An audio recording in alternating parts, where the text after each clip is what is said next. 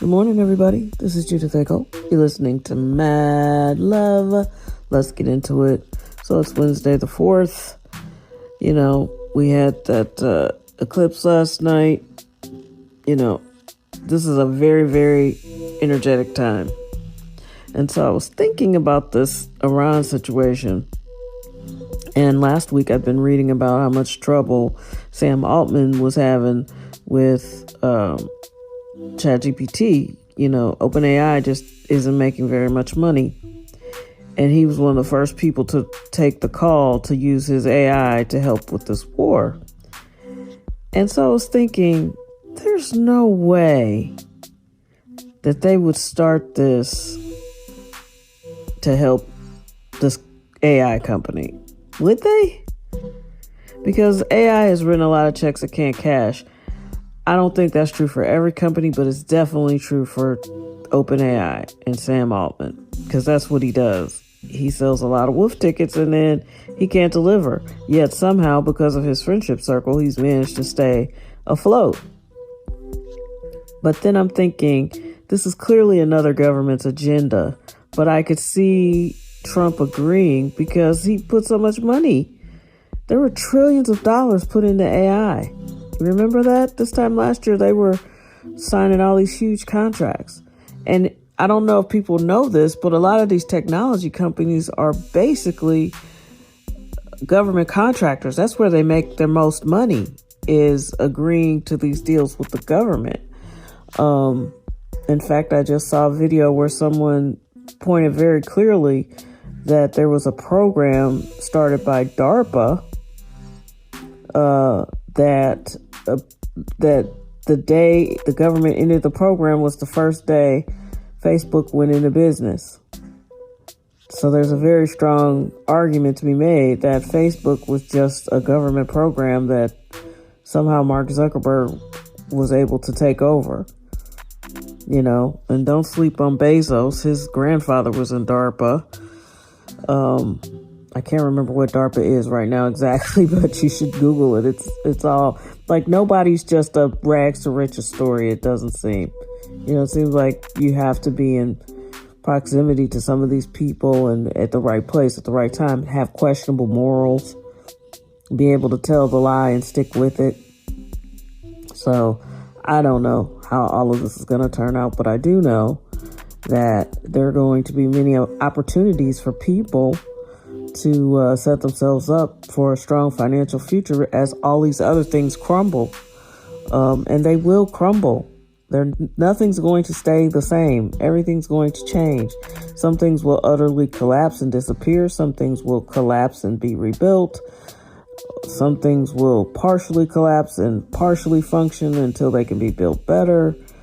But what I do know is that none of these people are smarter than you or me. They're not special. They're not gifted. They just were at the right place at the right time, whether that means you were born to the right family, whatever that means. But they're not geniuses. These people are not super smart. They're just scammers, and they're comfortable lying. I think that's the ultimate psyop. They teach you to be honest and hardworking and pay all your taxes, but everybody else who has money, they're not doing any of that. They're not working hard. They're not paying their taxes. They're not, hauling themselves up by their bootstraps. They're basically shitting in your face, and you're just supposed to smile and take it. And, why people can't see the play, I don't know. Why there are people who are still so loyal to their political party without recognizing that it is both sides of the aisle that is completely corrupt. And there's no ifs, ands, or buts about it. There's no, well, my side is a little less corrupt. No, you are. You're probably a nice or a good person. And you think that you represent that entire party. But the leadership of both parties is corrupt to the bone. You'll see. It's not like I love being right about stuff, but I recognize patterns and I can call it when I see it. And there's just no sense in waiting. Some of this stuff is preposterous. So you have to do what's best for you and your family. And a lot of you are going to have sick relatives. I'm going to do another. I hate to go back on my word, but I'm much healthier than I was this time last year. And I was putting out a weekly newsletter. But I'm telling you, the urgency of the calls that I'm getting personally and the things that are being revealed, it's like, okay, I have to put the newsletter out as often as I can. So I'm working on a issue right now, which is single and sick. What do you do if you get sick and you're single? So I'm putting together like a little guidebook for that, and just to put it out there, because I know somebody who's going to have to be doing dialysis at home alone, but he doesn't want his son to drop out of college. And I know another person whose son takes care of them. Like, these are real American issues. I'm not sure what this other nonsense is all about. I'm not sure why we have to send so much money out of this country. I'm not sure how that even got set up. But, when you go to look for resources, you're going to find that there's not very many for Americans, for citizens. Just like the way these people's houses haven't been repaired from that tornado that was last, April? I mean, what are we doing here? There's just not a lot of stuff that makes sense. I'm also really concerned at the number of people who are in leadership roles. And we're not even talking about big federal elected roles or anything. I'm talking about your office, where you live, where you work. The number of people, I get these calls all the time too, who are in charge of your day-to-day life, and they have no management skills. They're not leaders. They don't know exactly what they're talking about. They're not particularly qualified for the job, yet they are in control of your livelihood. How did we get into such a crisis of leadership? How come nobody really knows what they're doing? How do you get to 50 years old and not know how to talk to people? That's a choice. You decided that. You decided that you're a bully or a liar or whatever, and you'll just say whatever you can to get through the moment because you don't want to learn how to talk to people. Buy a fucking book. Get a leadership book. You don't have to read it at work. Read it in your spare time at your house, whatever. But there are a lot of people out here who just literally don't know how to lead. They don't have great communication skills. They're not particularly fond of the truth. They've got imposter syndrome. They're sitting up here pretending like they know things that they don't know. They make promises they can't possibly keep. They say yes to everything because they want it to happen, even though that may not be something they can or cannot do. They don't know the rules. Like, I hear these stories all the time. I've also been a part of some of these stories. And it's like, how did we get here? Did everybody retire with the knowledge? Did nobody else get any training? It's very strange. It's a very odd time to be alive. It feels unhinged because it probably is. And it is shocking to me the number of people who don't seem to be good at stuff, And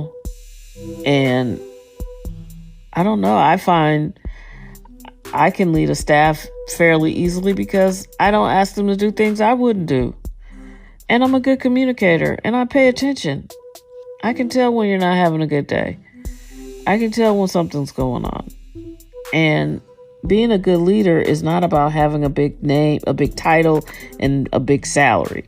Being a good leader is about being able to turn your staff also into good leaders.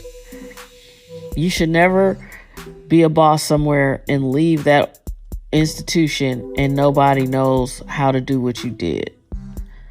Because then it's not about being a leader, it's about your ego. And we got enough of that in the world, that is for sure. It's a strange time. And that thought I had this morning, I'm like, dude, did they get into this so they can bail out OpenAI? Because there were people who said no. I want to say Anthropic's CEO was like, Pete Hegseth is a nut. And I don't want any part of this. And Sam Altman said yes. So you gotta have discernment and the courage of your integrity. And I don't think everybody out here has any integrity. You do. I do.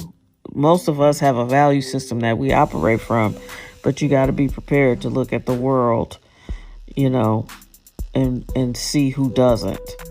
Because that's the biggest trap ever, especially when you start talking about things like crime. Well, people are like, I would never do anything like that. That's right. That's why you're not a criminal. You know what I mean? There are a lot of people out here who do criminal things all the time. But you can't judge them based off of your value system. You've got to recognize they have a system of their own or they don't. So use your discernment. You're going to need it. These are some bizarre times. I hope you have an amazing day today. Be safe, be well, take care of yourselves. Try to watch a good movie.